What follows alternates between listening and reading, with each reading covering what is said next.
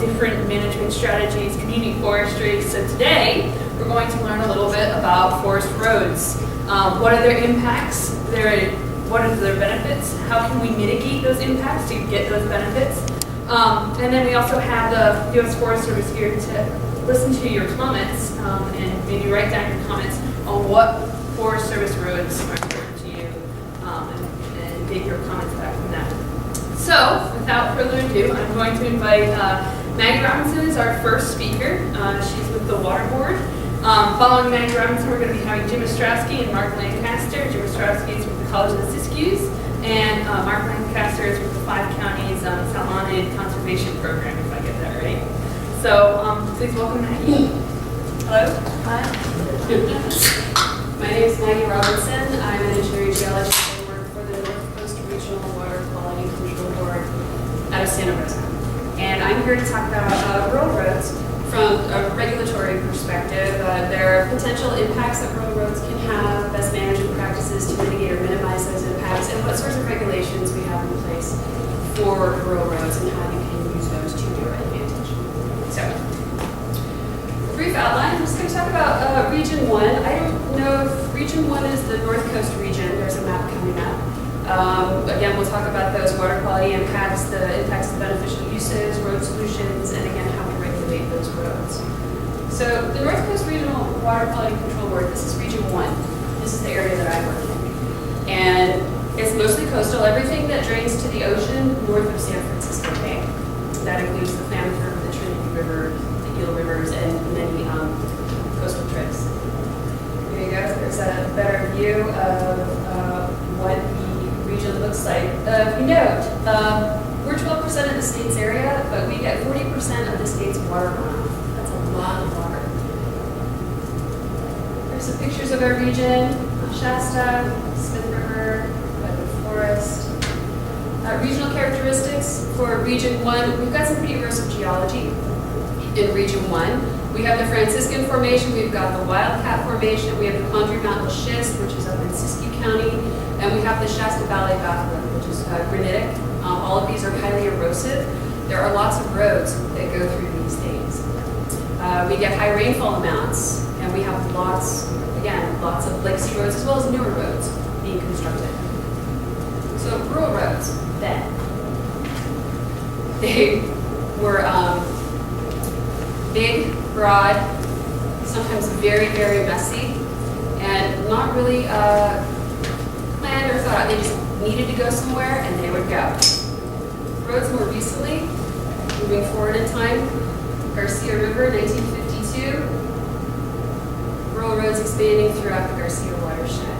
Rural roads, more and more of them are being built. They go through a variety of landscapes,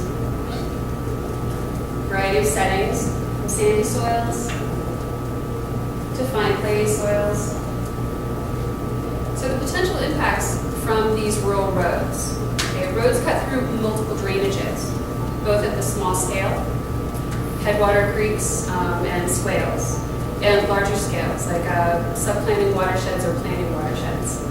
And improperly designed roads or drained roads can capture and concentrate flows, which can result in erosion and subsequent sediment delivery to waters of the state. These are just some pictures. I'm using timber roads just as an example. We have good aerial photographs of them, but as you can see, roads really do. They travel across the landscape through different watersheds, through different sub-drainages, and they can alter the hydrology of those drainages. So are roads really such a big deal? Well, in Region 1, they're a huge source of sediment. Most of the waters within Region 1 are impacted from excessive amounts of sediment. Much of that sediment comes from roads. And there's a list of all the rivers. Those are just the big rivers, but roads can be a pretty important factor in sediment delivery. So let's take a moment and think like a raindrop. You're a raindrop, you hit the ground. You're the people. You're the people, not raindrops. Let's think like people. Let's think like a raindrop because we're talking hydrology. So you're a raindrop, you hit the ground, and you're going to flow in a direction, and that direction will be downhill. So here's a road. You can see sediment coming off from the inside ditch. This is a paved road, but it's still a rural road. This is a picture of the inside ditch. You get erosion. Downhill to a watercourse crossing. This can happen at watercourse crossings, where you're crossing. Well, in this one, it just shows road sediment being delivered to the creek. In this next one, and this is an extreme example, this doesn't happen all the time, but you can have crossings where improper drainage, improper capture of the water can result in the erosion of the road. This is the outfall of that same road crossing. And this is what can happen below your outfall. So roads are not just, it's not just the point at which the road crosses the water course, it's what happens below that crossing too. Roads alter the hydrology, they capture the water, they concentrate it, and if it's discharged onto ground that isn't able to withstand those velocities or those concentrations, you can get gully erosion like this across the landscape. And what invariably ends up happening is at the bottom of the gullies, you usually end up with your turbid water coming into cleaner waters, and then of course everything downstream is affected from that point on. I just put that in because that was one of the most impressive failures I've ever seen. It's pretty huge. Okay, so roads without adequate drainage or improper collection and concentration of flows can create landslides. This is a classic picture of one that happened. The road's above, it came down, and this is the road now down in the creek. So what is it that we at Water Quality look at when we're thinking about roads and what kind of impacts they have? What we're really focusing on is the sediment that comes off the roads. We're looking at the settleable material, the stuff that comes off and sinks to the bottom of the creek and buries things. We're thinking about the suspended material, the fine-grained stuff, really fine-grained stuff that floats around and makes the water cloudy, makes it hard for fish to see, which makes it hard for fish to eat. That's also known as turbidity. So excess sediment, I'll just read this to you. It's soil, rock, and or sediment from human-related activities that is discharged to waters of the state in an amount that could be deleterious to beneficial uses or cause a nuisance. This is a river with too much sediment in it. It has aggraded significantly. Just to show you. So down closer to level, I believe this is the Van Dusen River. A lot of sediment in this river. You notice there's no riparian in this river. The river is graded to such a point that it no longer has riparian cover along the banks. Temperatures get very high in this river. Fish don't survive very well, and you can get algal growth that can impact human and animal health if you go swimming in it, like microcystin or blue-green algae. Just some more examples.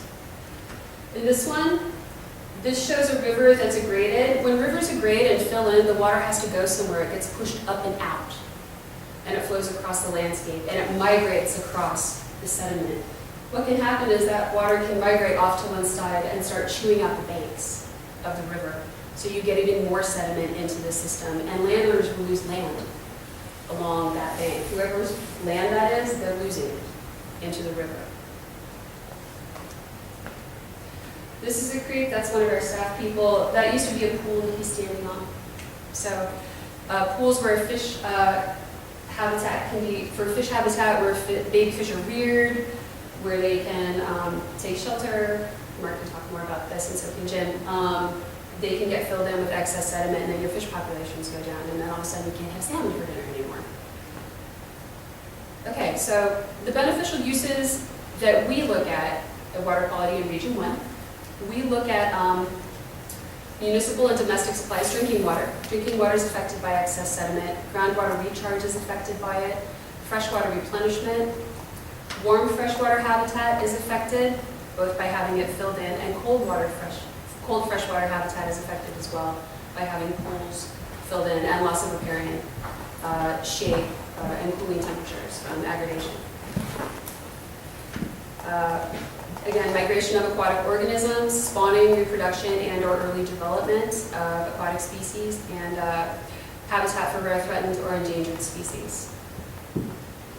Also, on a more human scale, commercial and sport fishing gets affected when their fish populations go down. The amount of licenses, the amount of fish available to fish, even having the fisheries open, that can be affected. Native American cultures, that's beneficial use cultures that have fish as an inherent part of their cultural traditions, as well as subsistence fishing. So what can be done? There are two types of control. One is erosion control, one is sediment control. Erosion control is the best way to go. Erosion control is any practice that protects the soil surface and prevents soil particles from being detached by erosion processes. It's preventative. It keeps your soil in place. Erosion control is source control. You're controlling it right at the source. Erosion control treats soil as a resource that has value and should be kept in place. And right, and lastly, erosion is what produces sediment. So sediment control is an after-the-fact measure, any practice that traps soil particles after they have been eroded, but before they can be transported and deposited into a water body. Sediment control is passive filtering or settling of soil particles that later have to be removed and transported to another location. It costs money, it takes time, and it's not nearly as effective as erosion control as far as protecting the water resources on the land. So very simple road solutions for how to minimize erosion. Build on ridge tops, and Mark and Jim will talk about this. This is just a very quick list. Just build on ridge tops, not next to water courses. Keep your roads narrow, don't make them bigger than they need to be. Don't side cast, meaning don't take the grading spoils that you have and throw them over the edge. Better to just put them in a location up and away from your water courses. And don't concentrate water. Get some rolling dips in there. Get some ditch relief culverts in there so water doesn't course down your ditches and chew them out and eventually breach your road and blow it out. Surfacing material is important. Rock if you've got mucky areas. Outslope and use rolling dips. These are beautiful examples here of rolling dips. The water just flows down, goes out. You don't even have to brake really when going through a rolling dip. It's very easy to maneuver and manage. Work during the summer. Limit your winter operations. Don't build on unstable ground. That's a big one. And filter out your dirty runoff water before it gets into a creek. Discharge it into vegetation. Let the plants capture it and keep it on site.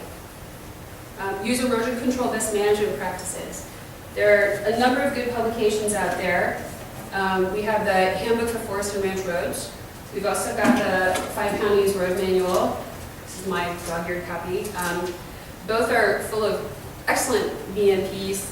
Mark will talk about those, I'm sure. These are great references and resources to have for roads.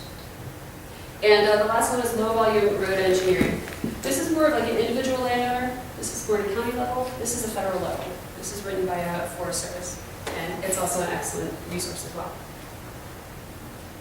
So, have your culverts appropriately sized for 100-year storm flows. Get your culverts to as close to a natural grade as possible. If you're going to put a creek across a road, don't have your culvert pointing up at the end. Have it pointing down in alignment with the original creek grade as close as possible. Avoid wet areas, little wetlands, high erosion areas, unstable areas, etc. And if you have a road you're not using, decondition it. Just take it off the landscape. Who's not using? How do you know? Well, it's up to the landowner. If it's a landowner's road and that landowner's not using it, The Forest Service. I'm not talking about that. I'm talking about private landowners. Private landowners. You're not talking about Forest Service. Well, Forest Service actually decommissions roads too. Of But course they do because they don't use them. right. People use them. Okay. So Yes. That's part of the problem, right? Well, I wouldn't call that part of the problem. I'd call that part of the picture. Yeah. So, part of the road solution is if you have bare soil, cover it. Raindrops, one raindrop can displace soil. A whole bunch of raindrops can displace a whole lot of soil. Cover your soil with straw if you can. It helps a lot. Remember, grass is like super glue. Okay? It really will help hold your soils in place. So, lastly, I'm going to talk about regulating roads. How do we regulate roads? Well, in the North Coast region, this is how we regulate roads. This is a very long title for a very short thing called the 5C waiver. And what it is a waiver of waste discharge requirements for projects done under the 5-county Salmonic Conservation Program. This is the manual for that program. So projects that take on the 5-county Salmonic Conservation Program and use the BMPs in this manual are covered by this waiver. Now, why do we have a waiver? Well, in 2004, state agencies, my agency, was told that we are by law required to regulate all discharges, including those from roads, hence the waiver. So we wrote the waiver as a way to provide coverage for those discharges. The 5C waiver provides coverage for projects done under the Salmonic Conservation Program. It's not only open to counties, it's open to all road project proponents. So if you are a ranch owner or you just have a big piece of land that you want to do some road work on and you need to get permits, this would be the permit that you would get from us. Permits are issued, this waiver is issued on a project-by-project basis, and it covers all projects with a low or moderate risk to water quality. High-risk projects, ones with permanent significant impacts, are not covered under this waiver. A different permit would be required for those. So things that this waiver requires are inventory, prioritization, and scheduling for treatment for road-related sediment sources. If there are crossings that are failing, that need to be replaced, the waiver asks for a list of those crossings, the priority for treating them. If one's going to fail within the next year, that would get a higher priority than, say, one that's holding up pretty well and just has a little bit of erosion and might need a touch-up every once in a while. And then a schedule for treatment. We ask, if there are these sediment issues, when will you treat them? It requires implementation of the BMPs in the 5C manual. It does ask for implementation and effectiveness monitoring. I think that's standard though. Just go out. Did we do what we say we were going to do? And how did that work out? It's reporting back to yourself and to us. And we ask for a once-a-year summary report on the results of that implementation and effectiveness monitoring. Okay, and that's actually pretty much it from the top. That's it. These are the citations. If anybody has questions about these or questions about the waiver, you're welcome to answer or ask me. I will answer as best as I can after Jim and Mark. So thank you for listening. I appreciate it.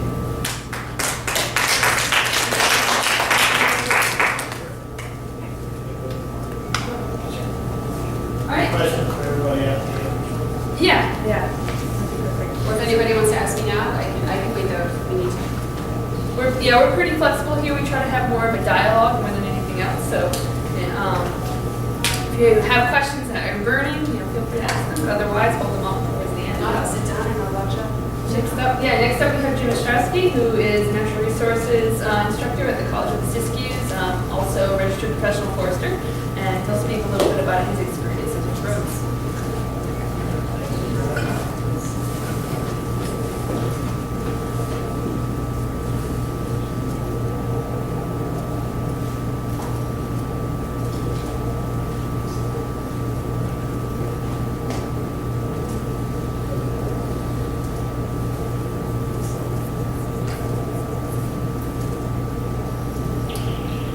Okay, well, Megan did a good job of talking to you about some of the potential concerns with roads.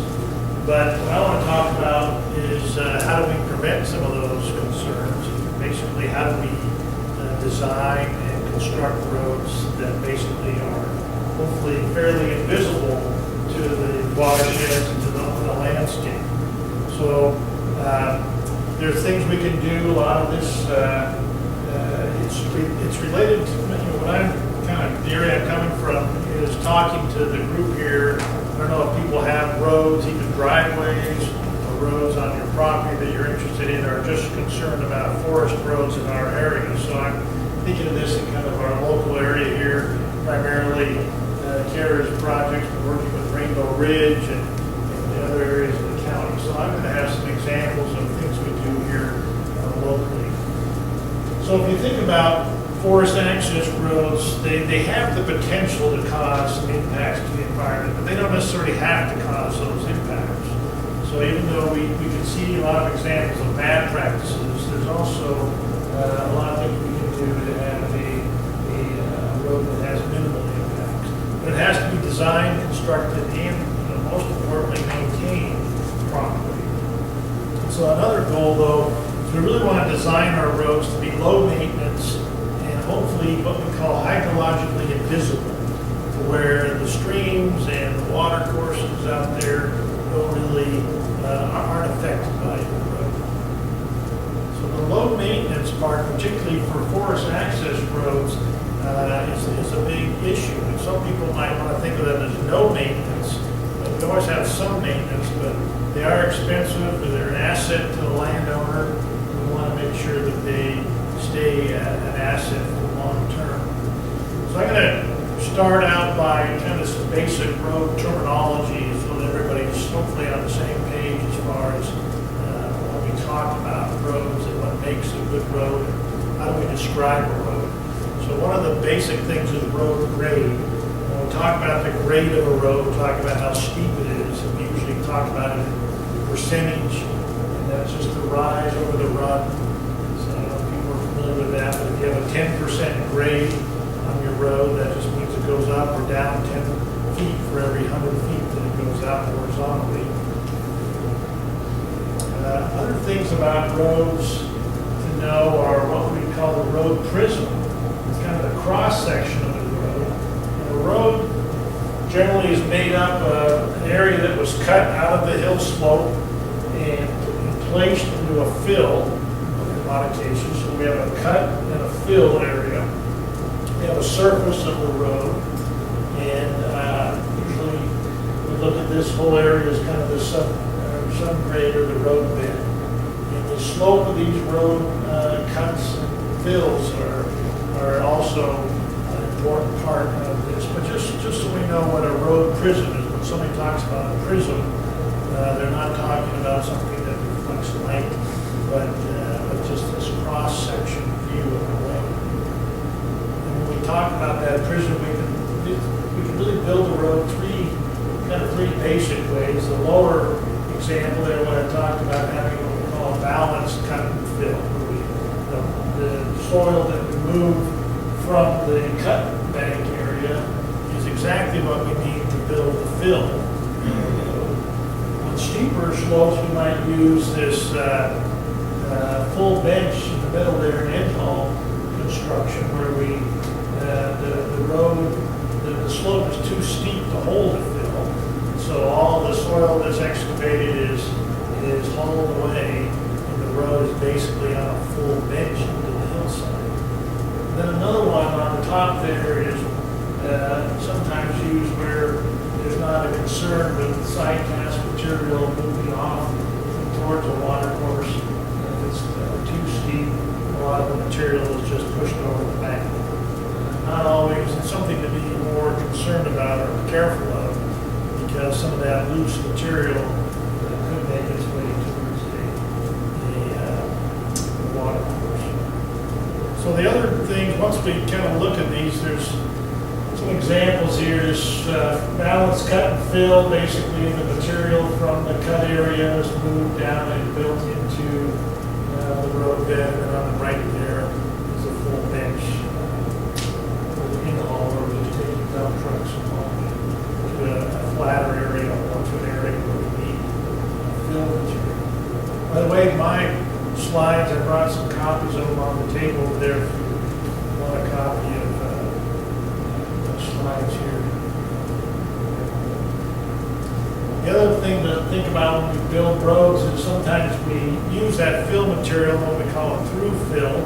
So it's fill on both sides, like over a culvert, or a through cut, where the road is cut out on both sides. You have a cut bank.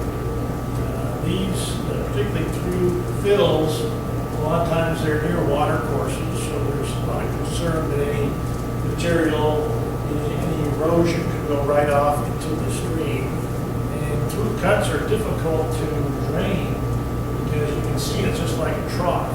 So any water that go down that road, it's going to become concentrated. And as Maggie said, that's kind of a good rule of thumb. We don't really want to concentrate water, but a through cut, by definition, is pretty much going to concentrate water. So it's just an area to be concerned about. And this is, again, I don't know what everybody's situation is here, but thinking about if you have roads on your property or your driveway, all these things will be things to observe and understand how they affect how your road's going to perform and have any impacts. So again, we'll kind of get into road surface drainage. Some things here that we want to do for drainage. We want to try to prevent the concentration of water. And this is for a number of reasons. We want to get water off the road as soon as possible. Everything from safety, prevent saturation of the surface, prevent concentrated water in the road. So we can do that 3 different ways generally with roads. We can slope the road to the outside, and we can slope the road to the inside and put the water into a ditch line. Or we can do kind of a combination, put the water, what we call a crown surface. Part of it goes in, part of it goes to the outside. So an outslope works really good on a single lane road. It's kind of the preferred method because we don't have ditch lines to try to maintain. But it has its limitations of where it's effective. Generally for a single lane road on kind of moderate grades. For a crown road, in our country around here where we have a lot of snow and ice, the outslope road can be kind of a safety concern. So a lot of times you'll see a crown road or a more flat surface used, particularly if the road is used in the winter. If it's not used a lot in the winter or only kind of during the drier periods of the winter, then an outslope road can work pretty good. The thing with any kind of crowned or inslope road is that ditch line. Both the maintenance of it, if the ditch becomes plugged, the water then is diverted maybe back onto the road. And so that's why a lot of times we kind of look with kind of a jaundiced eye at the ditch line in forest roads because of their potential maintenance problems. Yeah, question? If a road's only used like 1 month a year to gather firewood and then it's closed for the rest of the year, wouldn't 11 months be okay for things to kind of recover, not to get overused? Yeah, a lot of times that's why you'll see a road gated, is to restrict access only during the time of year when you won't have damage, say, from wet weather use or things like that. Because if it burns, it's just as bad for the landscape if we don't get some firewood out of there and things like that. So it's a balancing act. Right, yeah, I mean, the roads are really important as far as providing access for maintenance of the lands, for recreation, for fire prevention or firefighting, all those things. Recreation's getting out of hand with a lot of people. So survival's kind of concerned people in the county. Yeah. Well, and I think that's the thing about maintaining your roads and building them correctly. Hopefully, their use will not cause problems, is the idea. So one of the things we talked a little bit about is rolling dips. And a rolling dip, it's a little bit hard sometimes to see the topography, in the picture at least, but it basically the road is going downhill here and it hits a little uphill section. And then that causes the water to leave the road and traffic can still move at a fairly reasonable pace without having to be jarred too much by hitting a speed bump, so to speak. So they use kind of a diagram of a rolling dip and how that is supposed to work. Generally, these work pretty well if the road is not real steep. And the idea, though, is again, you have to place rolling dips or any kind of surface drainage points at enough frequency so that the water doesn't concentrate. If you have too much water going down and off your rolling dip, you'll have a little gully in there. The other kind of mechanism for pushing water, getting water off a road is a water bar. And these generally are something that is more difficult to drive over. But they, for roads that don't get very much use, these are less expensive to put in. And they can work fine. So here's some examples of some water bars on roads that are not getting any use in the way. These basically were temporary roads that the water bars are just there to diversify. So you can see, and this is a picture taken in a pretty good rainstorm, so because the road surfaces are compacted, even dirt roads, the water's not going to sink in, so it's going to run off. And you got to always think about, well, where's that water going to go? There's a little more information on water bars, and maybe some suggested spacing for water bars. Again, depending on your road gradient up on top there, that's again that how steep your road is climbing or descending. So the steeper the road, the closer the drainage. Another kind of techniques is on a road, particularly roads where there's not, they're on kind of flatter ground, is you have to have some place for the water to go, and so we have what are called lead outs. And so they're just areas, and you want to design these to where the water goes out into an area that's not going to enter a stream, so it's going to have room to filter out in some vegetation.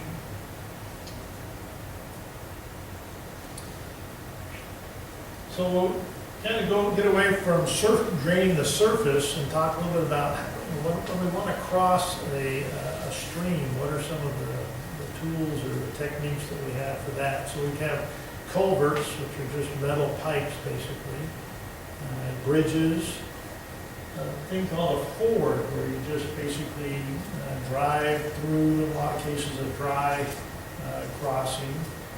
And the other one would be what we call a low water crossing, or a vented ford, where the water goes underneath the road during the summer, but in the winter, if you have a really big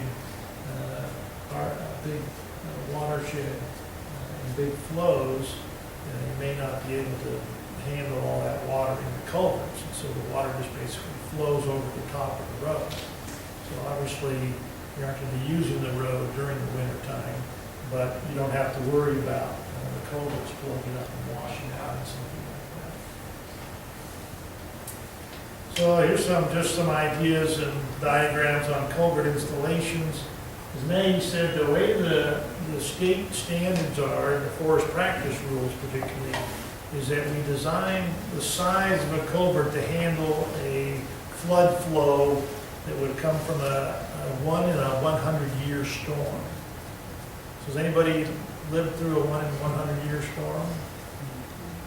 No, we haven't actually. We haven't had one. The biggest one, 97, remember 97 was a big year? That was about a 60-year storm. Now, how do they figure that? I won't go into detail, but just, and it's really all kind of probability of the repeat of the storm. But, and there's a lot of things that affect the runoff. For example, is it a rain on snow, or is it just a lot of rain? Do we have 5 days of rain and then a big downpour? All those would affect the flood flow. But it's pretty hard to imagine a 100-year flow.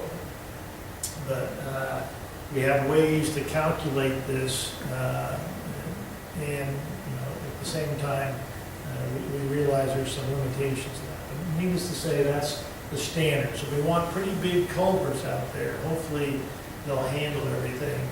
Because even though we get a 100-year flood flow of water, there's also all kinds of debris and rocks and sticks and logs that have to go underneath your road on those big flood flows. So lots of things to consider when you design and decide what size of culvert.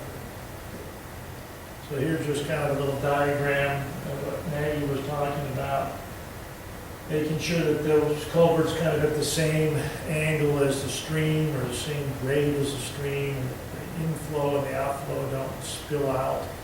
If you have the inlet too low, they tend to plug up. If you have it too high, you get the shotgun pipe. A lot of times, the lower picture there, shotgun, you would need a longer culvert, which costs more money, and sometimes people didn't think they needed to do that, but generally what you end up with a lot of erosion at the end of that culvert, unless you can put rocks and things like that down below there to try to reduce some of the impacts if you have that already on your property. Also, fish passage is something to consider if you're on a bigger stream. Culverts are very difficult to design to allow fish to pass through. Mark might talk a bit about that. He's done quite a bit of work with that, but they're just the ability of fish to swim through that for mainly these kind of 4 reasons here. It's just difficult to do that. A lot of times if you're on a fish-bearing stream, we almost need to have a bridge. So what makes a good culvert? Just some examples here. Having armor around the inlet. These are both inlet pictures. And so that if you have a high water flow, it doesn't erode around your culvert. This pipe right here is called a trash rack. The intent here is, even though the stream is dry in the wintertime when we have high flows, if debris, sticks and things come down here and they come crossways with that culvert, they're going to plug the culvert up. And so this pipe driven down in front of the culvert and kind of out a ways from it, it'll help turn the material to come sideways to go through. So we don't really want to block everything because then we end up blocking the culvert in the trash. Hey, Jim, was Yeah. that dog there to get sticks also? Yeah, right. That's a stick getter there, yeah. That is a retriever, isn't it? Yep, that's definitely a stick dog. And that's my culvert inspection dog. The other thing we talk a lot about now is what we call this hydrologically disconnecting your road. And a lot of times we would just run water from a ditch line right into a stream. And it just made some sense, sort of common sense, that well, if you had to put water, if you're collecting water here that was eventually going to make it to the stream, you may as well put it into the stream. But the bad part about it is if you had any kind of sediment or in your water or any kind of erosion, it entered right into the stream. So now we're looking more at, we want to divert this water back out onto the forest floor and let it filter out before it gets into the stream. And you can see the road. I think Maggie had a good picture of a bridge approach where the road just drained right into the stream. And so that makes sense that it would be nice to get that water off before it gets to the stream and then do a filter. The other thing that we learned years ago, but we built lots of roads before we kind of figured out the problems that it caused, is what we call these diversion potentials, is when a culvert plugs, and they do plug up, the water will run, get up on the road, and if the road is sloped down, if the grade of the road is going downhill, the water just follows the road until it finds a convenient spot to get off, and then that water can then cut a new gully, and it go right back into the creek. And so a lot of times it's a temporary problem until you unplug the culvert, but a lot of damage can be done in the interim. And a lot of roads were built this way because you can kind of see the grade of the road is a nice smooth grade, and it made sense at that time to do that. But what we'd rather have is, and here's some examples of actually roads right here on Rainbow Ridge, culverts where that if they plug, the water just going to go up and run right down the road and then off the edge. There's another one here. So what we'd like to do now is what we call place a critical dip. This is something on roads now that we can do relatively simply to kind of retrofit a road to make it a little more storm-proof as far as impacts. So we can put in that dip so that if the water, the culvert does plug, the water will not be able to run down the road. It'll just run straight across back into the stream. So here's another, some diagrams of that. And here's an example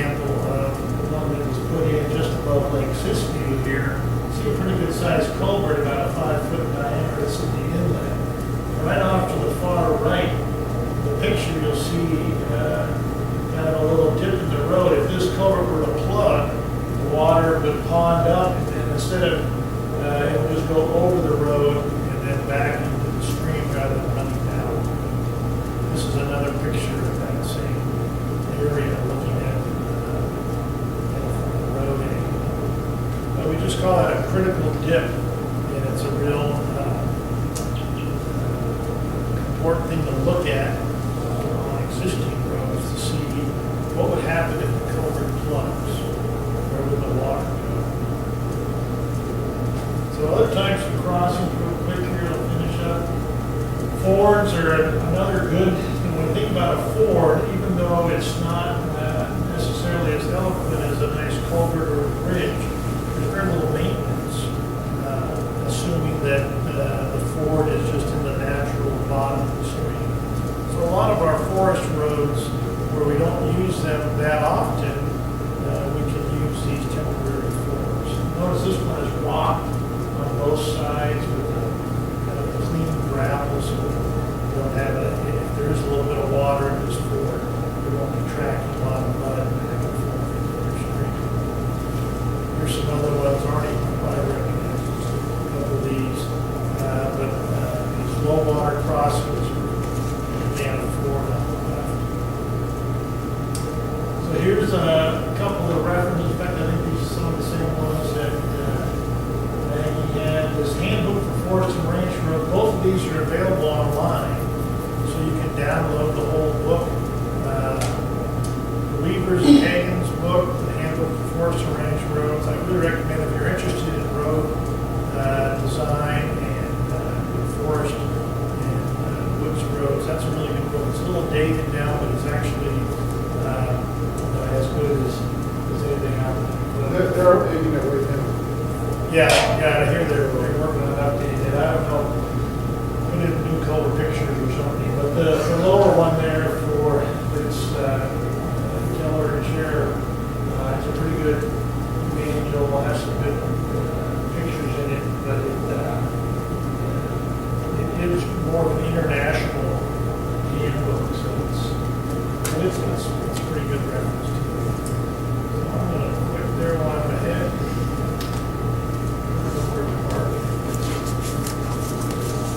Thank you.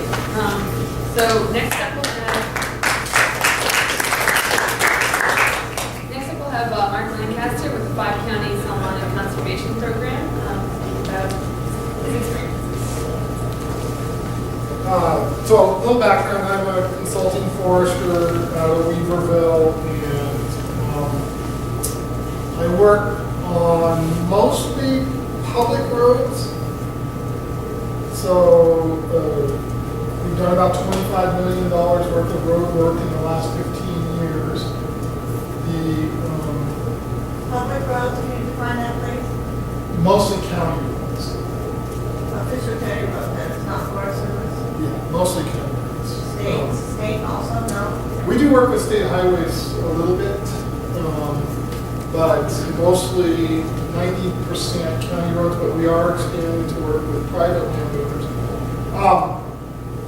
And where Jim had beautiful photographs, when we get a storm, my crew goes out and, I mean, this is when we leave the office, is during storms, and we photo document the crap out of storms.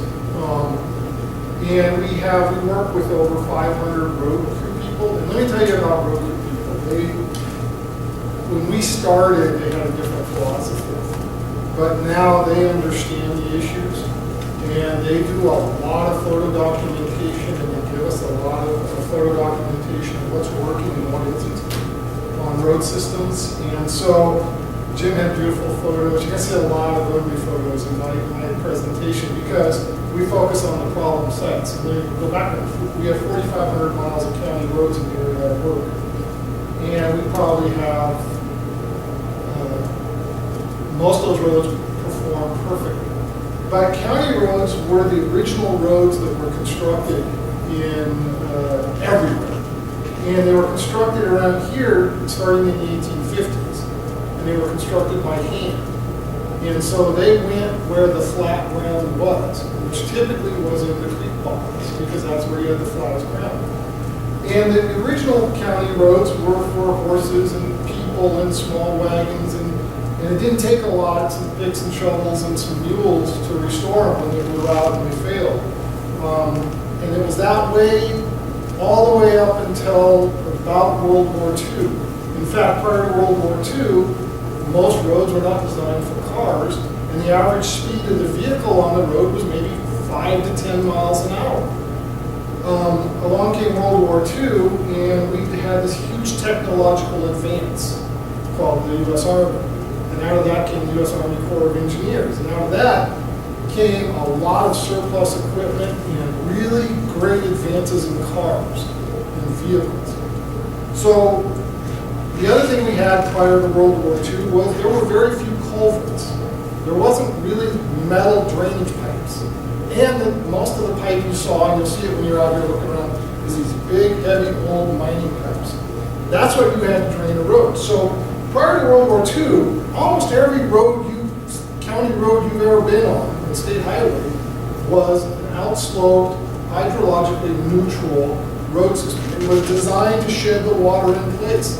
There were almost no road ditches prior to World War II.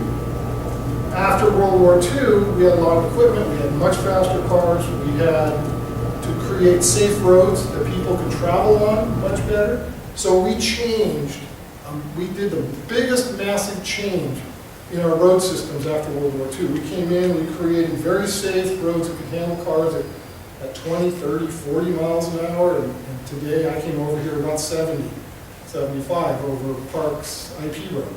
Not on IP road, but everywhere it was flat. I drove very fast.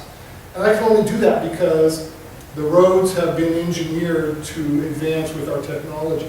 But the point I'm making is that the roads that you see today were probably not constructed the way we see them now. And we're just now catching up, like Jim said, like Meg said. We're just catching up to the drainage aspects of these roads. And so we're slowly learning how to restore the drainage parts of roads. And we have a backlog of a lot of roads. I'm a firefighter, and I do a lot of prescribed burning, and this was part of the slide. I thought I'd put it in here and get it out of the way, because every slideshow I have has fire in it. So I want to direct you to, the other thing I want to say about public roads, if you will, and in the case I'm going to make here is public roads would say county roads, state highways, some Forest Service roads, but a lot of road association roads. The difference between a lot of those and like what Jim was able to show you is a private road or a private timberland road. You can put a gate across it in the fall, and you can open that gate up in the spring, and you don't have to worry about people driving on it during the wet period when it's extremely saturated and is a problem. Public roads, which includes road associations and all of that, pretty much have to be available year-round. So if you have snow and ice as a part of the conditions of your road, you've got to design that into your maintenance and factor it in. So a lot of what you see is roads that are used heavily in the winter. And unfortunately, public roads have high school kids who love to go out in the winter and see how far down they can sink the axles into the road just to see what they can do. And we have phenomenal damage from kids. In your area, Whiskey Town, or you're including us also? Oh, everywhere. Everywhere. Absolutely everywhere. By the way, I have 2 miles of road, personal road, and it doesn't look like the best management practices in here, and I'll explain a couple of those myself. What I do want to do is we have a lot of products. All of our products are available online at our website, which is www.5counties.org, and you're free to look at them and use them any way you want. And the counties utilize these products. All of these were developed using public funds, so we like to make them available. And actually, before I forget, we did a 2-year-long roads webinar. We did. Society of American Foresters, University of California, a bunch of other people put together a 2-year-long roads webinar. Some of this has the rock stars of this stuff. We've got Gordon Keller and Bill Weaver. Anyway, if you can handle the technical stuff, I had my office manager look at this and tell me what she thought. She said it's great, she's going to sleep by. but it's quote-unquote technical. There is some phenomenal information presented by the experts in this webinar, and we have these here as a sort of a, we made the decision to transfer that webinar into DVD so people could have it and use it. And you were the very first people to know that. But I would have forgotten that. So I'm talking about road maintenance. Now I'm going to start at the massive scale of road maintenance, because road maintenance is mostly about behavioral practices. And if you understand things a little better, then you're more likely to... Whose behavior? Behavioral practices? Yeah. People. Okay. So we have three hydrologic regimes mostly, and Jim talked about, both Maggie and Jim talked about it. We have the kind that is typically rainfall weather systems, mainly rain. And we have the kind that are typically snow weather systems. And then we have the kind that are called rain on snow systems. Each one behaves differently, so depending on your watershed. A rain system tends to get a period of buildup during the storm, and then a peak discharge, and peak discharge, and then it returns to a more stable, less flow. A snowstorm, snow hydrology system tends to have a rather long, slower draining hydrology. The snow builds up and then it slowly melts. And so it tends to not have as big of flashy floods as a rain-based hydrologic system. A rain on snow, however, tends to build up a nice cushion of snow, and then we get that 70-degree rain, and it's like getting the worst of both. And so between 2,000 and 4,000 foot elevation in California, Northern California, is your rain on snow elevations. And you really need to think about that, because like Jim said, the 97 flood here was maybe a 60-year event, which is higher than I've heard, but that makes me feel good. At my house, the creek, the upstream culvert jammed, and when it broke free, we were able to measure the flow. It was equivalent of a 700-year flow, peak discharge at my house. It's a small creek, it just happened. But probably the biggest issue we face from a weather pattern is that when the road systems were built, I talked about this, 1850 in Northern California through about 1940 was really the big push. We had a weather pattern. That was our weather pattern. Then from about 1935 to about 1974, we still had a weather pattern. Okay. What I want to show you is that this shaded area is 50% more than the average annual rainfall. So in Weaverville, where this data is taken, we average 38 inches of rain. So this, the top of this shade is about 56 inches of rain. The bottom of this is about 50% of average below, or about 18 inches of rain. So in this range, we'll call this the range. Between 1895 and 1933, we had two periods of what I call extreme. More than 50% above the average, or less than 50% below the average. Between 1835 and 1974, we had 1 year that was above. From 1974 to the present, we've had 1, 2, 3, 4, 5, 6, 7, 8, 9. 9 of those. So variability has happened. What we have, by the way, the average rainfall for this entire length of time never changed. It never varied more than an inch. So it's 38 inches. What it has done, though, for poor road managers is we're constantly in a situation of either extreme drought, which has been followed many times by very high intensity fire, and then that's been followed by extreme wet. And for a road manager, that's a hard thing to deal with. The funny thing is, most road managers who are around today, this is 1974, this is all they've ever known. That's what they think is normal. And maybe it is normal, because we don't know. There's a fourth hydrologic cycle, which is Siskiyou County. So I'm going to tell you guys out, you're a little different. And that is that in Siskiyou County, particularly in the central and eastern half of Siskiyou County, you guys actually get more or some of your channel-forming creeks from lightning storms, not from winter storms. And when we were out doing the inventory of the road systems, We couldn't figure out why we were looking at these massive creek systems and these little tiny creeks in them. It made no sense to us until we actually were fortunate enough to experience a 1,000-year storm, a 1,000-year 20-minute storm on one of these creeks Out there in the Marble Mountains you were? in the Salmon River. Exactly right.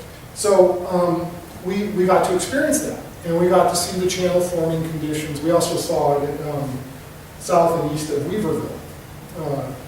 And so we went back, and sure enough, there are some papers that have been written that say there is more evidence that these catastrophic, short-duration summer storms may be your channel-forming conditions rather than the winter flow storms. So what does that mean? Well, it means that if you try to size a culvert like we do for a 100-year storm, right, but you're going to get the 1,000-year storm periodically in your system, that 100-year pipe might not work, and maybe a pipe isn't the right way to go in that particular channel system. And that's, so Scarface Road, I think it's Scarface Road, is one where the county ended up tearing out the culverts and putting in critical dips, like Jim showed. And this is kind of what a summer storm looks like, you know, a 1,000-year short duration summer storm. And when it's gone, it's gone. The other side of that is, with this really weird erratic weather we have nowadays, is the fire is burning so intense that a lot of the drainage structures we have simply have a hard time handling that climatic condition. Almost all these photos are my photos, except like this one isn't. I'll try to call out the ones that aren't. Another factor for maintenance, because you're going to fight an uphill battle, is understand your geology. And it's really easy. This is a geology map of, again, Weaverville. And these red lines are regional thrust faults. And these gray areas are what are called mapped inactive landslides. So you can see this is a debris torrent. It started here, came all the way down and buried the county road and buried the home site next to it. It's not on a mapped landslide or a thrust fault or an active fault. Slope instability can occur anywhere. This is in decomposed granite soils. That automatically makes you be suspicious that there's a lot of potential problems. Here's a regional thrust fault on the map. Here's the county road. You can see this blue lens. That is the sheared and compressed rock in this otherwise heavy red clay soil. You can actually go out there, stand there, and say, okay, this rock has been bent, sheared, compressed, folded, heated, and it's not competent or stable. And all that means is that when I'm doing my road maintenance, I'm going to spend a lot of time right here. I'm going to figure out some alternative types of maintenance compared to my traditional ones. And again, the point is that if you understand where you are and with your road and what you're facing, you're able to come up with, you have powers knowledge, and you're able to come up with some treatments that are different. Here's a mapped inactive landslide. Whoops, it became active. But you had pretty fair notice that you were in an area that you needed to be very sensitive. We've inventoried 2,600, 2,700 miles of county roads in Humboldt, Delaware, Trinity, Siskiyou, and Delaware, Humboldt, Delaware, Trinity, Siskiyou, Mendocino. And from that work, and our work matches really closely the work that's been done by Weaver and Hagen, been matched by work done by the Forest Service and a lot of the people, is what are the sources of your problems on your roads? And basically, I think it's kind of intuitive. This is by the amount of volume that can reach a creek. Most of the volume of road failure problems happen at the stream crossing or adjacent to the stream crossing. And it makes sense. Dirt plops, if it's at the creek, it made it to the creek. If it's further away from the creek, just like Jim showed, those rolling dips and ditch relief culverts that no longer drain straight into the creek, but down the slope, that dirt will settle out and not deliver to the stream. But you can see that on the road maintenance side, about 20%, 19% of all the sediment that we potentially could have in a large major storm is from road maintenance related activities. Let's see how this goes. So we have a manual. It's available online. You can look at it. It's very thick. This thing knows how thick it was until you held it up. And it calls for best management practices. Best management practices are just basically a technology or a structure or a change in approach to protect or improve whatever it is you're doing. So in this case, these are both fish kills that are happening. We're actually documenting them every single year because people pump water out of the creek in the middle of the day, which is when the water's at its lowest point. Working with people in these watersheds, we're trying to get them to change, use the best management practice when they pump their water out and how they pump their water out.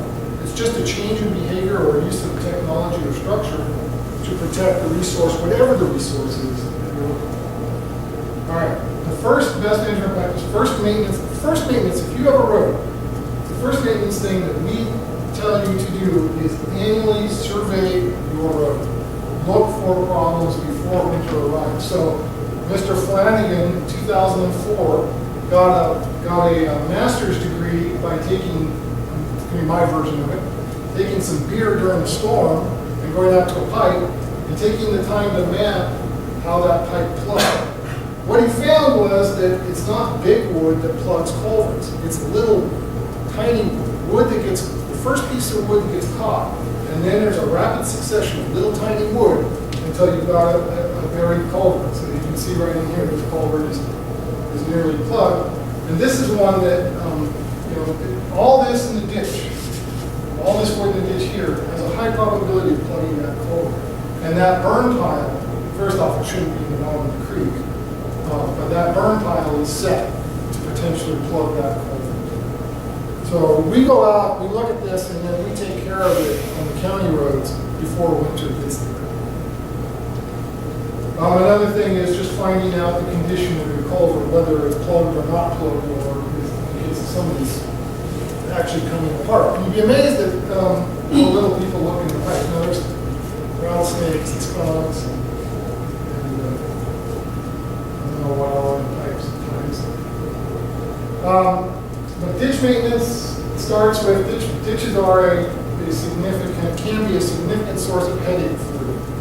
This is a 1 mile road, county road, and what has happened is that it's intercepted a lot of little tiny creeks that only flow in the winter, until the point that they become basically a full raging stream right down the side of the road. It cuts down, this is about 4 feet from here to there, and this is about 6 feet deep. As that ditch cuts down, it destabilizes the bank, that bank falls in, that bank fills the ditch then widens out, and then you can see you've got quite a bit of sediment being delivered. In this particular case, this is China Gulch Creek. You can see it's clear. This is the ditch from the county road from what I just showed you. You can see it's not clear, and you can see where that ditch enters the stream. This particular road, 1 mile of road, had eroded 750 dump truck loads worth of dirt into the creek before we treated it.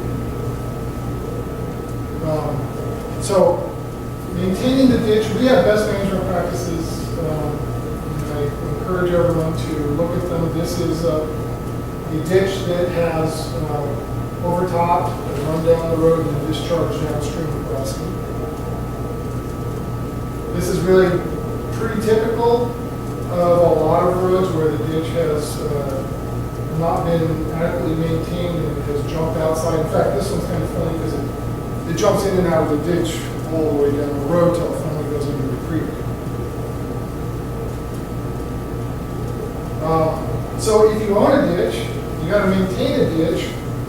There are certain practices you can do to protect fish and water quality and investment. So one is don't hold your ditch in the rainstorms. That certainly gets the water board's attention. And so again, we have best management practices to avoid this. Now on the coast, they almost never get dry ditches. They almost always have water in them, so they struggle with this a lot. And so we have practices for them to reduce that sediment delivery from the ditch. But on the interior, this is a creek. This is July, and what happened is the ditch was pulled, and the dirt was left on the road surface, and they decided to clean the road surface off, so they brought a water truck. They opened up the water truck and they washed the road off. When they washed the road dirt, they just loosened back into the ditch and then went straight into the creek. This is a fish bearing stream. This stayed brown for 12 hours. And the temperatures rose tremendously in this creek. Did they get in trouble? They did get in trouble, as a matter of fact. And in fact, they got in trouble, so their solution was to buy a thing called a vacuum sweep truck. So now, instead of using a water truck to clean it when they're done, they take a vacuum sweep truck and they vacuum sweep the road up and they pick up all that loose dirt and they haul it away and dispose of it.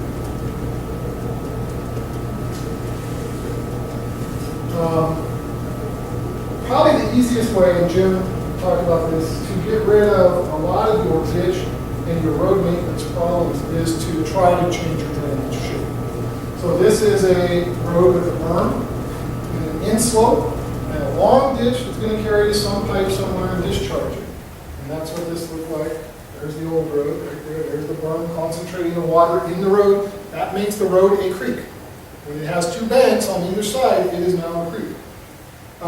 So what happened is we came along, we tore out this berm, we filled that ditch, we outsloped the road so that the water is coming off, and we eliminated that and restored it to its natural slope topography. This is something that I encourage a lot of landowners to do. My road is outsloped. I live on a steep, narrow road. And I'll tell you, there's a big rut in my road.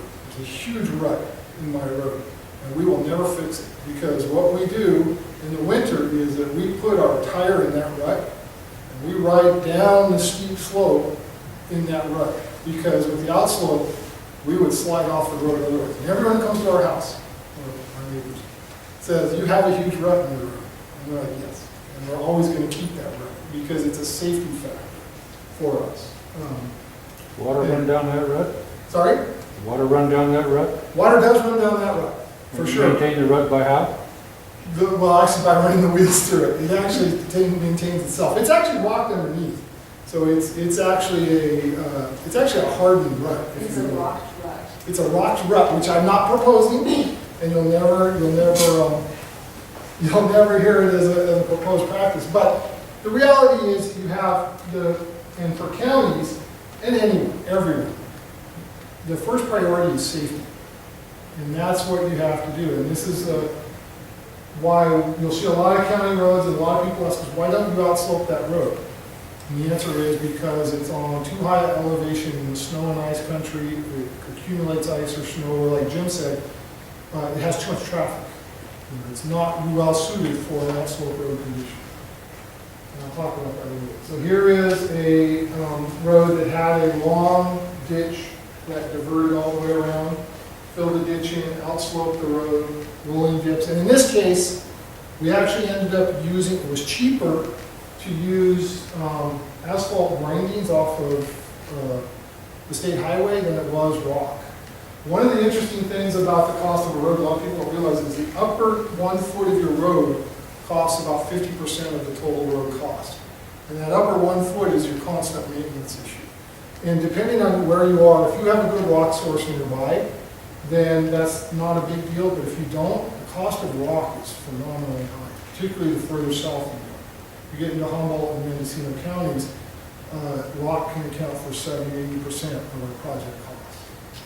So the ability to take advantage of using asphalt grindings, that's a pretty special treat. The other way we reduce maintenance costs is we restore drainage any way we can. By the way, Maggie was talking about the effectiveness monitoring that we do, and this is it. You're seeing it. These are all photo points. They're all taken from the same place before we start the treatment and after. That's how simple the monitoring actually can be. And so you see this ditch coming all the way from up there, and it's running down here, and what you can't really see is there's a creek right here. It only flows in the winter. It collects in this ditch along with about 4 other creeks. And by the time this ditch gets down this road, it's about, again, a 4-foot gully. So what we did is we came in, we put a culvert, we stored this creek, it only flows in the winter, to its natural drainage, outslope the rest of the road. This road it literally had about a 4-foot canyon through the middle of it. It was not usable. This project was done in 2002, and they've only bladed it twice in 11 years. So the other thing they did on this road, though, is they put a gate on it, and that had a big help. For which season? I'm sorry? Just the winter? Yeah, just for winter. It's not, it doesn't go to a home, it has no access, so. Sort of a, if you are going to tackle road concerns, there's a lot of people that have ditch problems, so their solution is to create an offset ditch. So right here is a small one-inch creek that only flows in the winter. And the county didn't want to put the pipe right there because it's a steep slope and it kept plugging. So they came over here 20 feet, they put the pipe here where we didn't have the plugging problem. Unfortunately, what that did, this is decomposed granite soils, which we have in Siskiyou and Trinity County. What that did is in the storms in 2003, this plugged, or didn't plug, it just overfilled. This became a little tiny pond, backwater, and 4,000 cubic yards of material broke free and washed down into the Stewart's Fork of the Trinity River. It happens, not at that scale, in DG, but it happens all the time. How would it have happened naturally? There was, what, no road, sounds like there's a lot of water no matter what. Naturally, what would it? Well, no, because, well, I mean, I can't tell you what, it's possible it could have happened naturally too, but Yeah. it was less likely because this little tiny swale would have continued down naturally across Oh, it's a. and down to the creek. But what we did is we intercepted With it the road? and carried it sideways.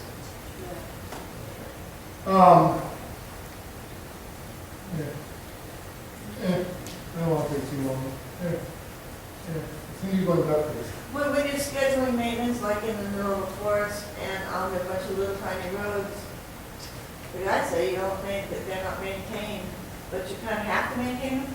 If you have all the snaking roads out kind of carrying And that is a problem because there's roads that were built in the 1950s. I did a road inventory in this small watershed. There were roads that didn't show up on maps. You could hardly tell. That's it a was a big road. deal, yeah, they don't. And I would get there, and there's pipes that haven't been looked at in 25 years. They haven't failed yet, and there were others that had completely failed. But there were these situations, and then it's really difficult because you're going through trees that are this big, and you're winding through them, and then you come to a place where you need to tear out the crossing to restore the natural hydrology. And you're looking at having to tear out a lot of rough, big trees to get to it. But you know, those trees grew in 25 years, they're probably going to grow back again. I mean, it's a complex issue, it really is. There's no one size fits all. Will those little roads just disappear on their own, kind of, or not? The creek crossings will eventually, the fills will eventually disappear on those. But unfortunately, the way that it disappears, they'll get washed downstream. And a lot of them are that way. So a lot of these inventories we go to, the culvert's already completely failed and there's no reason to do it. Well, one or two trucks that go through your pickups, will they alter it very significantly? It's a good question. You probably won't like this answer.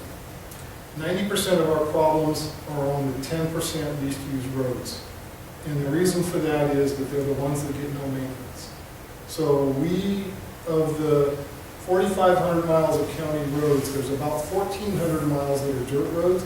And of those dirt roads, about half are typically kind of single lane rural roads. That's where we have our biggest problems.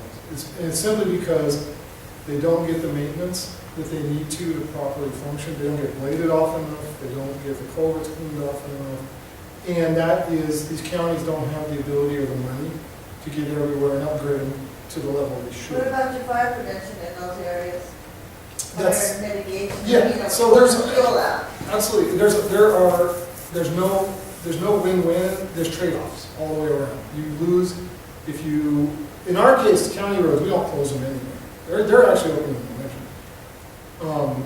But they're not passive, but they're open in the winter.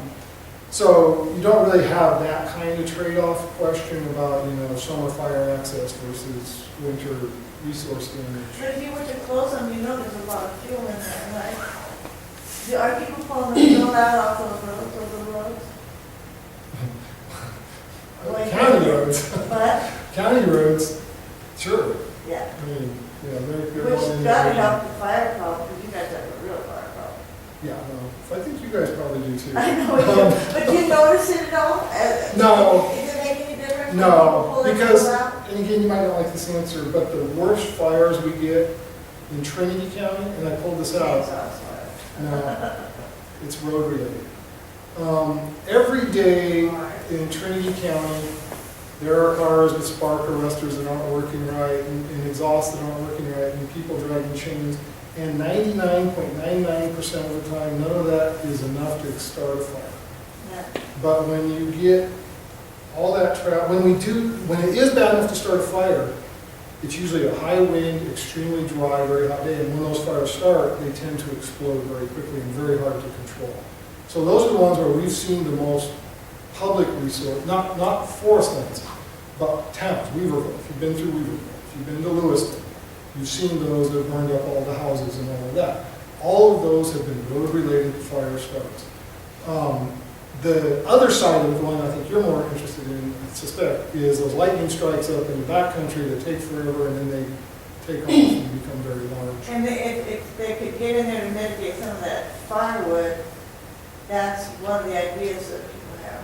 And I think that definitely we need to do more of that, but I mean, But the roads are a problem, right? It's a trade-off, like you said. it's a trick.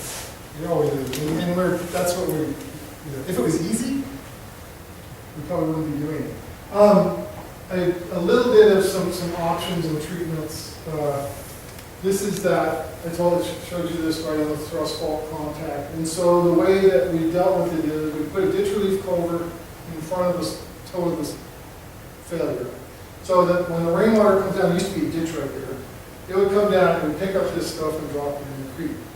So what we did is we put a plastic culvert underneath it and actually put it up like that. And then we carried it over and discharged it into a big flat. So that although there's going to be erosion in that, and that slide is going to come down in the road, that slide is much more manageable. We pick it up. Where's the culvert, on the top of that one? That So waterfall? this is the slide right here. This is the road. This culvert is underneath. In relation to the first slide? This one? Where is It's it? right here. It's Oh. just down here. And then just some other techniques for trying to break the energy of water once you carry it off. Rolling dips, again, I think you've seen a pretty good example of these. This is actually a critical dip as well as a rolling dip. So here's the creek. If it diverts, and it did divert, it comes down here and goes back into the creek. The thing that I would emphasize on this particular road, this is the road I showed you with the big sediment going into the creek, China Gulch Creek. This road has never been bladed. We did the work in 2001. There's not been, until 2015, there's not been a blade on it, and it's open year round. And where it had delivered up to 75, PWA estimates 7,500 cubic yards, it delivers less than 5 yards of 700 cubic yards. So we go from, the annual delivery at that time was estimated 750 yards to less than 5.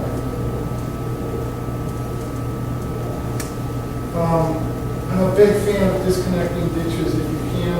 This is the 2005 storm. I don't know if you remember, but it was a fairly decent storm. This is the 2011 storm, almost the exact same rainfall. Close to about the same time in the peak discharge of the storm. You can see the raindrops, although this one's a little more. Same spot. You can see the difference by putting in a ditch relief culvert further up, outsloping and rocking the road. You can see that this is going to cost you money as a landowner. That cost you money to get to that condition, but now you're not going to have the problems with the maintenance. So I'm a big fan, if you have a safe road that you can do the outsloping and disconnect, then you can get it done. Through cuts, it might take long, I can afford it. Yeah, 5 minutes or so. I can go up and go. So this is a through cut. Again, Jim's nice through cuts look good. My through cuts look like crap. And the reason is, this is a public road. This is where, this road actually, if you want to go Google this one, Google Usall Road. This is in all the off-road four-wheel drive websites where to go. I mean, there are literally, I kid you not, there are axles in this road. And that's a profile of the road. There was a complaint filed with NOAA Fisheries that we were killing fish on this road. And so the county, that's what it took to correct this road. It was an actual threat of a very big fine from the federal government. And the reason is nobody's on this road. This is a 20-mile road to nowhere.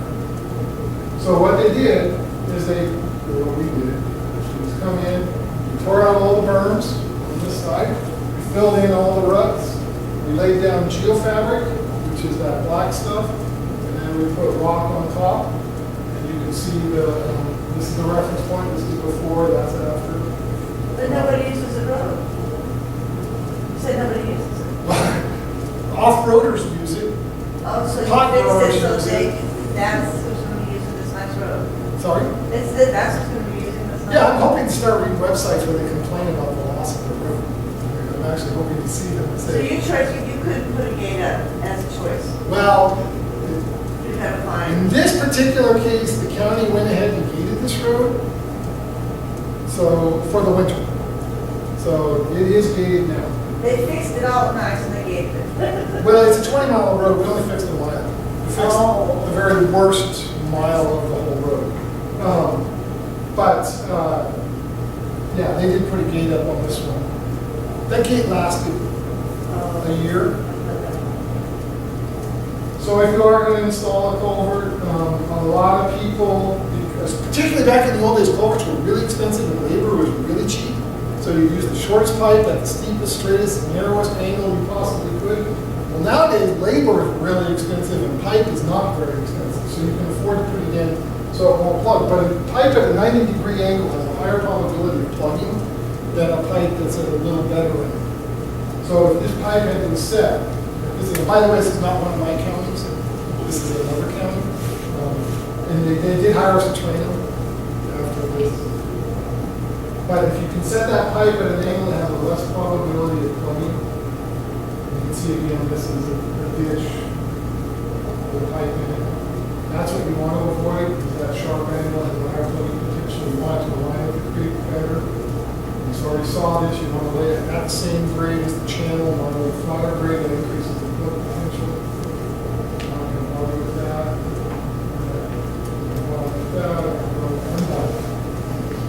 I wasn't going to cover it because we're doing maintenance, I'm not going to cover stream crossings. But I just want to show you that this is a class 3 seasonal, only in the winter stream. And this is sort of the extreme of replacing a culvert. This is one that was at the top of a slide, lots of wood buried in the fill. So we dug it out, put in, this was a 20-foot piece of pipe, this is a 100-foot piece of pipe, there's massive rock across it. And then some of our riprap Jim showed dealing with energy dissipation of culverts. This is some of the ways we do it. Thank you, Mark. As you can see, there's a lot to talk about with just getting us to those hiking trails we like or firewood that we need to get. Before I asked the U.S. Forest Service, Don Herman to come up and talk about the Shasta Trinity Inventory Project for a few minutes. I do want to mention this is a monthly workshop series and we have different topics every month. Next month, we're going to be looking into using fire as a tool for forest management, so prescribed fires or managing wildfires to get some of your objectives then. We haven't pinpointed a date, but it will be the last week of August, and we have just little reminder sheets over there. And if you'd like to be on our mailing list, we'll send out an email to you once a month just saying this is the workshop that we have coming up this month. You're free to join us. So I'd like to invite Don Herman up and to speak a little bit about the Shasta Trinity Roads Inventory Program. It's really not roads inventory, so I'll explain just a little bit. But I think one of the things I'm going to do is kind of too bad I didn't know we had PowerPoint capability. But I think I'm going to go ahead and pass out some of those input forms because on those input forms there's some brief. Pass these out.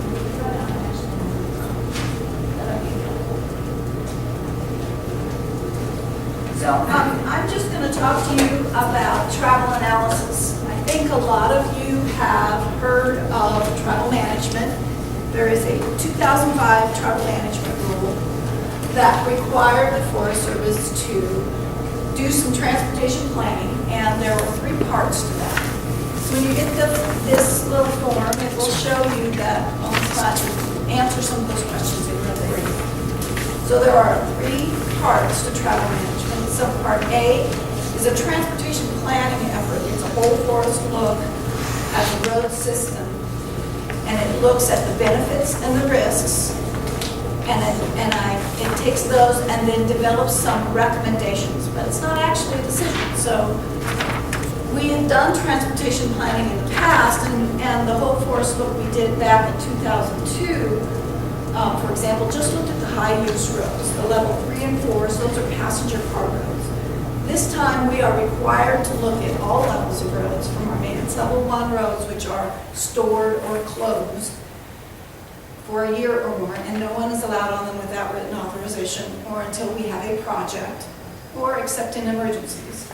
Emergencies trump everything. And then all the way up through the high clearance roads that are allowed, where mixed use is allowed on those, OHV use, non-street legal with street legal cars, and then passenger car roads, level 3s and 4s. So we look at all of that, and because we have certain responsibilities around the roads, and we have some really limited resources these days, they want us to look at that and make some recommendations for where we would prioritize putting our funding. So we have some responsibilities that we can't ignore, and one is to provide safe and reasonable access for the public and for our employees to do project work. Our roads are not generally built as public roads. They're not like counties and they're not like states. They were built project by project. But of course, we have lots of uses. You've mentioned one today, but there are quite a few. And when we talk about looking at the benefits and the risks on the road, the benefits are generally human uses, social uses. They're fire protection, veg management projects, special forest product use, that's wood cutting. Survival, and people are surviving. So there are also recreation. It may be any of those things. Let me, About survival. I do, can you let me finish, and then I will talk to you about your particular question? So those things are all benefits, and we look at those, and we look at the data we have, because what we're allowed to do with that is use the existing data we have, plus public input. And that's actually the reason I'm here today, is to talk about public input. So we have all those social things. Then we have all the risks, and you've been listening to beneficial uses and risks. So risks for roads include things like fragmentation of habitat when you're looking at wildlife. It includes things like loss of soil productivity, not just the sediment in the streams, that's a piece, fisheries, whatever beneficial, but the actual productivity of the lands.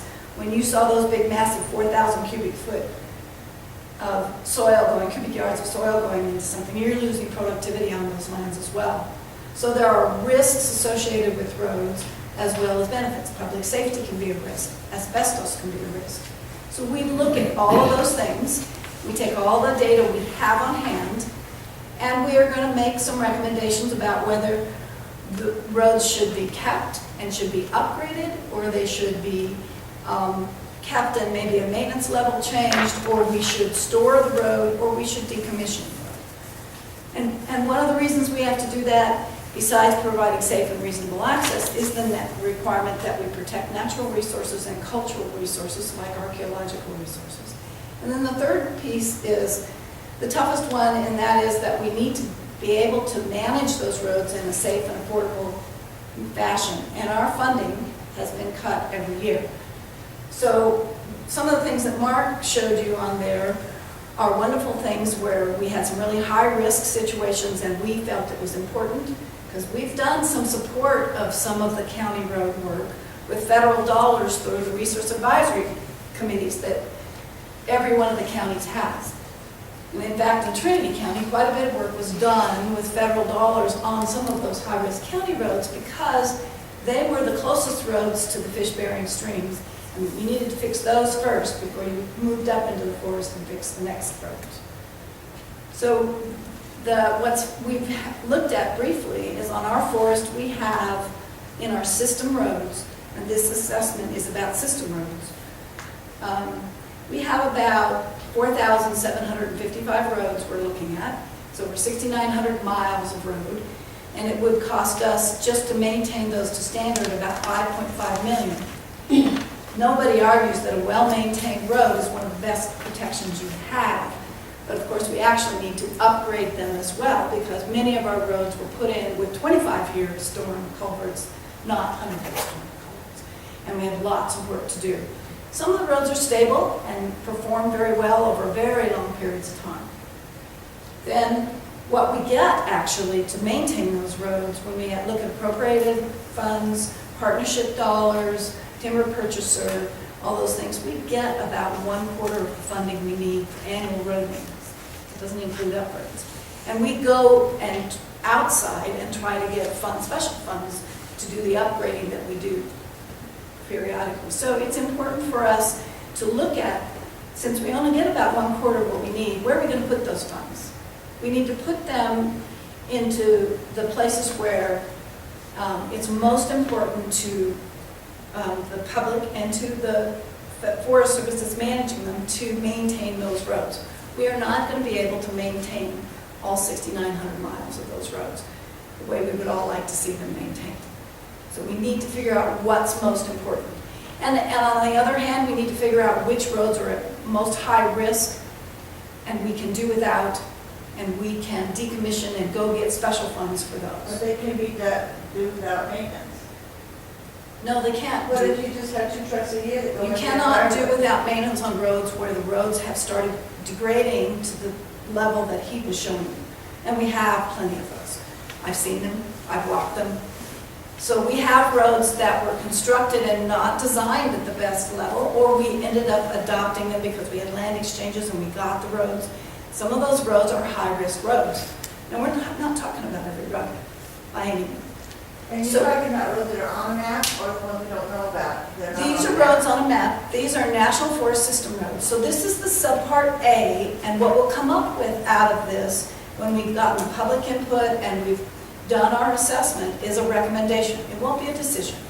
There will still be, if we wanted to decommission a road, there still would have to be a subsequent decision to do that. And that means that you go through NEPA and the public will have, we will gather more site-specific information and the public would have 2 more opportunities to make specific comments about those specific roads. These are formal roads, and these little bitty roads where the guys use them once or twice a year, you guys are stopping them, right? So I will explain a little bit about that if you let me get a little farther. I am, but there's all these little bitty points. Well, if you'll let me get farther, Yeah. I'll try to get there. So what I'm trying to do today, if you look on the back of these forms, is there are opportunities for you folks to comment. You can use these forms to comment. You can go online. We also have our main external website has a link to travel analysis, and you can go online there. We don't know where they go to get the wood and stuff, they're cutting us. Well, wait. I need you to wait. Okay. You know, I don't hear well, and when 2 people talk at the same time, I lose it all. So if you wouldn't mind just shutting up, please. So, Let's hold questions. yeah, you hold Just questions. So Write them down if you can't remember. these maps are tough to look at, I know, but you need to look at them in detail, and we were actually requested by the counties. This is an early stage of the recommendation process. We had so many roads that we started out doing it with machine-generated GIS, and then we all know that machines are just not perfect and the data in them isn't perfect, so then we had an ID team look at them. And then we're now at the next stage where the management units, your districts, are looking at them because they have more local field knowledge, and we are asking you, the public, to look at them so that you can give us comments road by road. So they're on the web, and we know that you couldn't plot something this big on the web, but you can zoom in. We've experimented with, and you can tell us if it's working, making KMZ files so people can put them on Google Earth. They can download them and put them on Google Earth and see the roads that we're talking about. The ones on here in red are the ones that we, in the second phase, the second iteration, are considering decommissioning, so they're easy and they'll pop out at you. So if you have some real concerns about decommissioning, this will let you look at those first.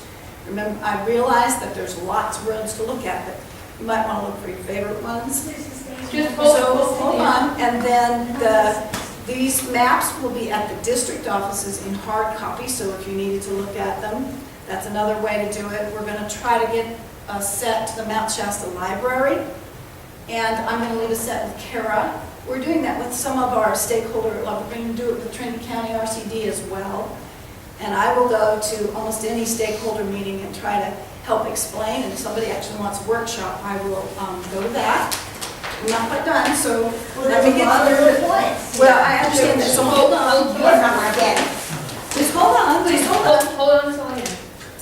Just hold on, I'll get to you, I Can promise. you remember all the points? No, I can remember the basic ones and I can talk to you about what I think you're getting at. What you're getting at is not travel analysis. It's not subpart A. But we would really like to have your input on any of this. Now, subpart B, I think, is where you're going. Subpart B was the requirement that we designate roads for off-road use and we close the forest to cross-country travel. So if a road is not in the system, as of the decision of 2010, it's closed. And what required us to do next was to publish some motor vehicle use maps. If people are interested in them, I have them. They are free. They are at the district offices. They are not great navigational maps, but the format, they're on newsprint, was defined by the Washington office, and I can't change that. We suggest you use them with a forest visitor map or a quad map. But they show you where you're allowed to take motorized vehicles on the forest. It is the first stage. We were required to do one forest-wide decision. But they're closed. Please, It's not we the fold first it. stage. It is the first stage. They are closed now. The next thing that will happen is that we will continue to work project by project on other decisions to designate roads. So the second decision we did was one that was brought up by Shasta County because we had a lot of maintenance level 2 high clearance roads that were clearly available for both OHVs and state licensed vehicles, but they didn't connect, and they were connected by the high use passenger car roads. Under our direction, we could not drive an OHV on them, so Shasta County asked us to create more loop opportunities. What's OHV? It's an off-highway vehicle. So an unlicensed, it's not licensed for street legal. And so we did that decision next.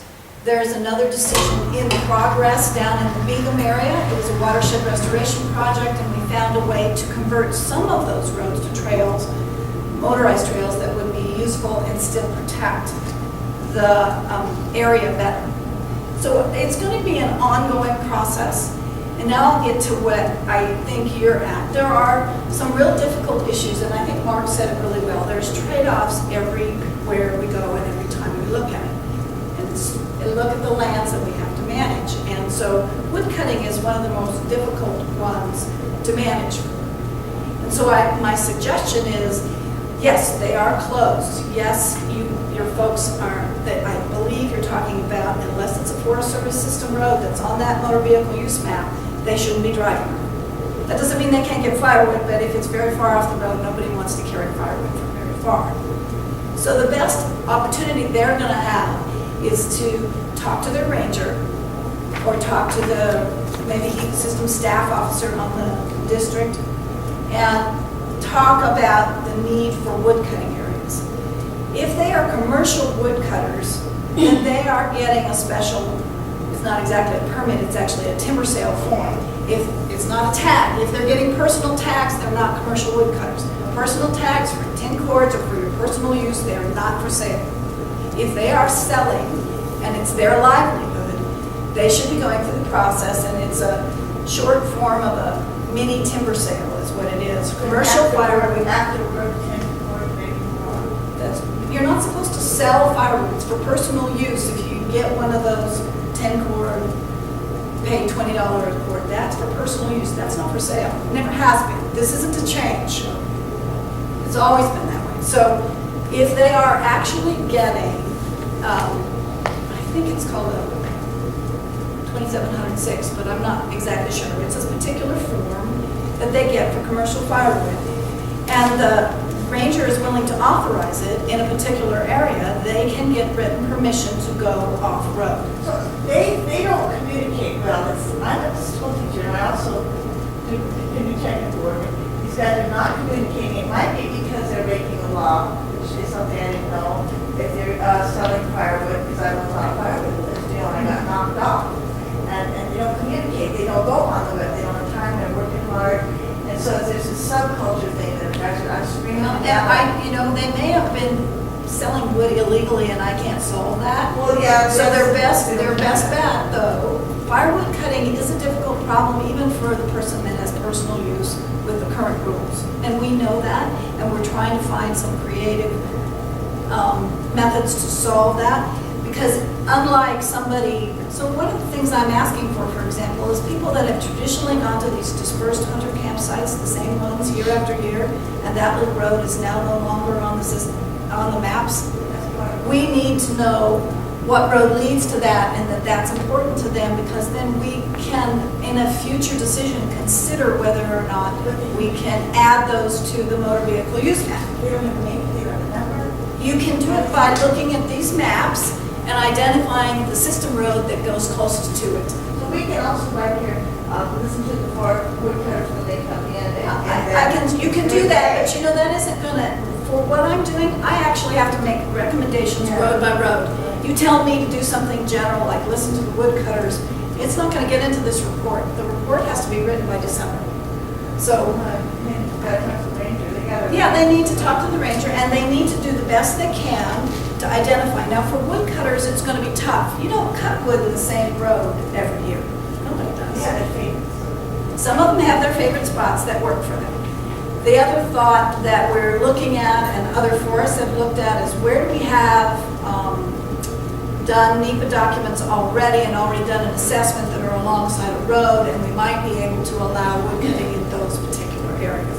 Like I said, it's going to take some creative work, and whether these guys think they want to do it or not, they're probably going to have to speak up and talk to their rangers. It's not an option not to. Talk to the ranger personally, you walk in and just.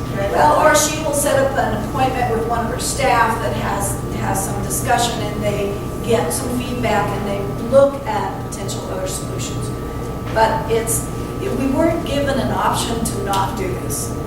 The Tribal Management Rule of 2005 is an administrative regulation that came along and said we could no longer allow cross-country travel. So the NEPA decision was done in 2010. That's not going to change. What could change is we can designate more roads, we can designate OHV areas, we can give written authorization, like to a contractor or to a special use permittee or a range permittee for using certain roads or areas. And it's true with wood cutting as well, that it will have had to go through a NEPA analysis, and it will have had to be given written permission. It won't be just automatic. It'll have to be written permission. Donna, if I could, you're mostly wrapped up at this point. We have 15 minutes left, so I'd just like to open it for any questions that people might have had for our three speakers, for Maggie, for Mark, and for Jim, or for Donna. Now would be the time to ask those questions while we still have time. And afterwards, you know, Donna has put up some posters, which you can feel free to read, learn a little bit more about this project. Do we have any questions for Maggie, Mark, or Jim?